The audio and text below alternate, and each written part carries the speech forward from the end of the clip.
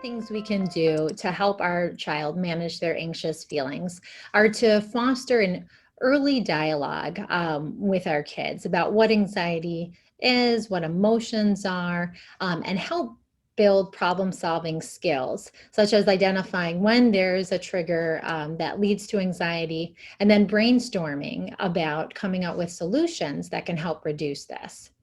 One of the first interventions we can do when we see our kiddo looking worried is to connect at their level, help them label the emotion. So even saying things as simple as, hey, you look worried. Tell me what you're thinking about. Where are you feeling it in your body? Is it in your chest or your tummy? What else is going on? And validating what their experience is. So saying, yeah, that was scary for me too. And then modeling an adaptive response.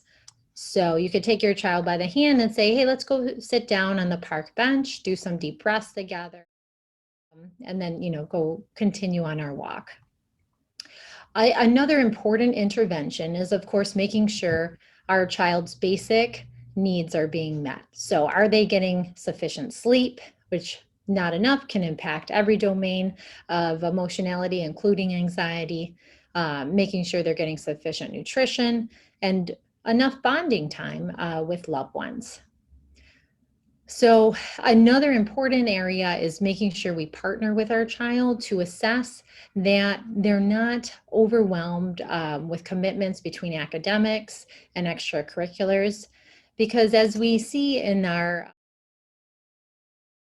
performance arousal graph, we can achieve optimal functioning with mild to moderate stress, but when it becomes too high, the anxiety becomes debilitating. So taking a look at if there's anything on your child's schedule that might be able to be put aside and modified so that they can get some more leisure and relaxation time.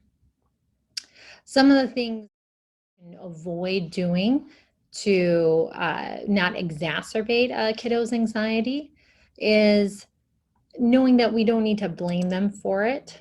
This is something that's just occurring, it's a chemical misfiring of their brain and they're not in control of it. Trying to talk your child out of anxiety is not going to be helpful.